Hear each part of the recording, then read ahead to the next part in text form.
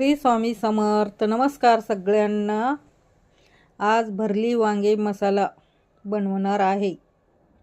बघा, मस्तपैकी धुवायचे. थंडीत हे वांगे मस्त लागतात, चविष्ट, एकदम चवदार. बघा, ह्याला साहित्य घेतले: 2 कांदे, लसण, कोथिंबीर, खोबरं. हे आता भाजून घ्यायचं कट करून. पहिला कांदा कट केला आणि तसंच भाजून घेतला. नंतर तेल टाकलं त्याच्यावर.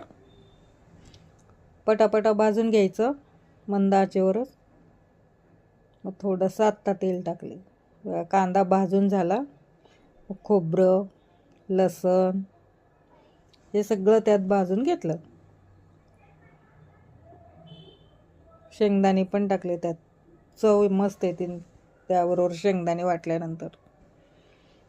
तर भाजून झालं. ते मसाला गार व्हायला ठेवले. तर हे वांगे कापून घ्यायचे, बघून घ्यायचे किडके आहेत का काय. मग पाण्यात टाकायचे. परत सगळे कापून घेतले. बघा, आता हा मसाला वाटून घेते. थंड झालेला आहे.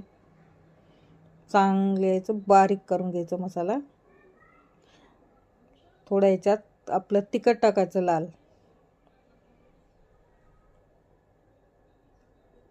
वाटून घेतला मसाला. मग आता याच्यात परत थोडं शेंगदाण्याची पूड, मीठ, काळं तिखट, गावाकडचा मसाला टाकला आणि हे मस्तपैकी भरून ठेवले सगळे. आता फोडणी द्यायची तयारी.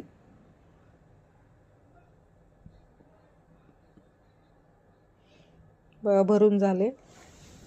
आता 2 पळ्या तेल टाकायच्या त्यात.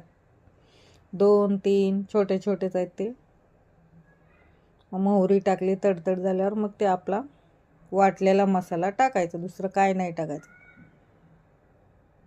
परत मग ते तळल्यावर मग काय हे टाकायचं, गावाकडला काळा मसाला, थोडीशी हळद. मग हे भरलेले वांगे सोडून द्यायचे त्यात, मसाला भरलेला. खाली वर परतून घ्यायचे. थोडंसं झाकण ठेवायचं. परत मग उकळलेलंच पाणी टाकायचं. त्यात चव येते वांग्यांना. आपल्याला पाहिजे तसं रस्सा बनवायचा.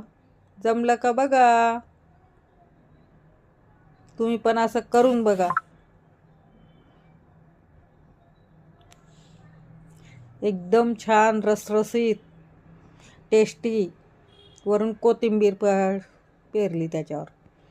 बघा, आता घ्यायचे जेवायला.